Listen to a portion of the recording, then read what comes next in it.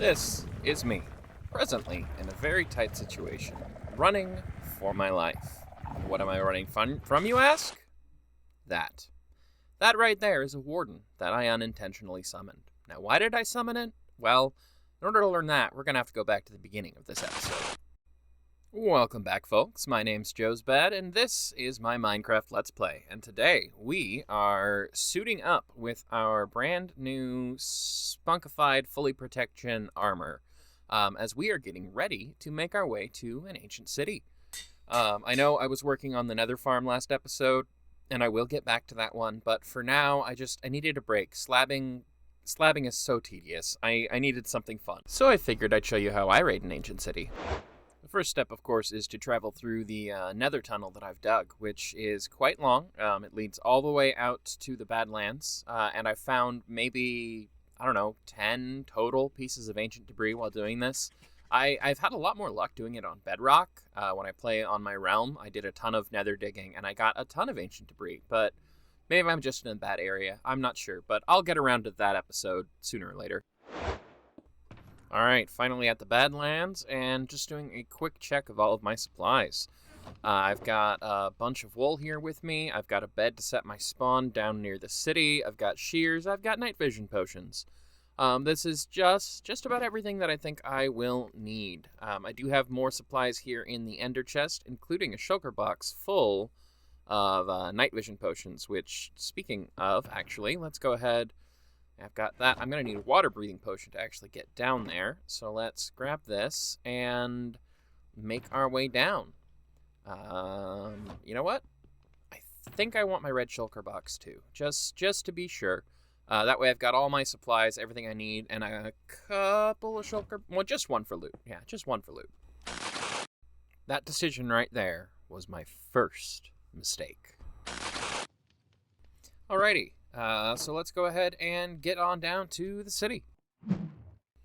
So once you've made your way down to your ancient city, the first thing you're going to want to do is establish yourself a perimeter, an area within the city where you have silenced as many, or ideally all, of the shriekers so that you can run freely in the event that you accidentally summon a warden.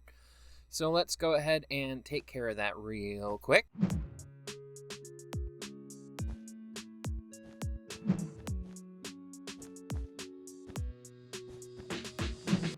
Once you have established yourself a safe perimeter, it's important to not get distracted by loot chests. I mean, one or two is probably okay, but the next step is really important. You're going to want to make sure that you dig yourself a tunnel, or you can be like me and decide to poke the bear a little bit and grab yourself a couple of, sculk sensors and a catalyst, because you're totally smart enough to do the redstone that involves those things.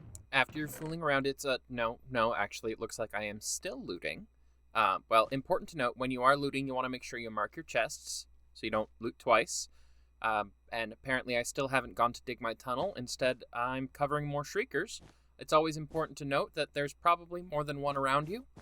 In this case, there's 5 here, so I need to be extra careful. And after you've been extra careful, of course, loot. There's really no need to establish a safety room 25 to 30 blocks away from the perimeter of the city so you can escape in the event that you're chased by a warden. Because as long as you're following my guide, you definitely won't die and lose all of your things here in the ancient city. And it looks like instead of going to dig that tunnel, I am breaking into the redstone room, which, tons of good loot here if you're into redstone, and seeing as I want to learn more about redstone, I could use all of this. I didn't need to stop in here yet, no. I should have gone to the edge of the city, back where my safe zone was, and dug myself a room 30 blocks away from the city where the warden can't get me. But instead of establishing safety, just go for the loot. Just go for the loot. There's no reason to make yourself safe. In the middle of raiding your ancient city, you will want to take a couple of moments to make sure you're all up on your supplies. Make sure you've got plenty of wool and things. And, it's a great chance now to make sure you set your spawn in a bed near the city, so that you have 0 chance of your loot despawning in the event of your death. Or you can just pick it all up and crawl right back into the ancient city. No safety precautions whatsoever. Now, when raiding an ancient city, also make sure that you've got your night vision potions ready on hand, because running out of a night vision potion while being chased by a warden it gets real dark in here, especially when you've not thrown down any torches or anything. So make sure you're up on your potion. Now, as long as you're paying attention and being careful, you shouldn't summon a warden. However, if in the event that you do, you'll want to try and remain calm and run in a straight line as far from that warden as you can. Try and stick in directions of places that you have already cleared and explored. Otherwise, you run the risk of awakening another warden.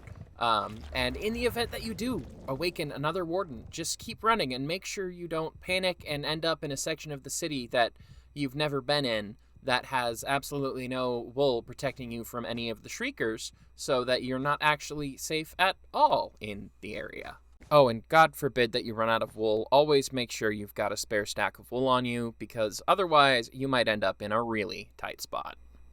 Thankfully, wardens don't stick around forever, and they will despawn after about 10 minutes. So you're pretty safe once they're gone, but you do want to make sure once you've spawned a warden to just go back to that base camp you set up.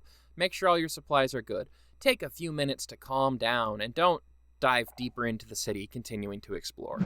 But anyways, as long as you follow all those safety tips, making sure you've got a base camp, keeping your night vision potion up and running, and keeping a lot of wool on you, then there's really nothing to be afraid of. Now, in this moment, what I should have done is taken all of my loot and thrown it into this chest and accepted my death. But instead, what I did was panic.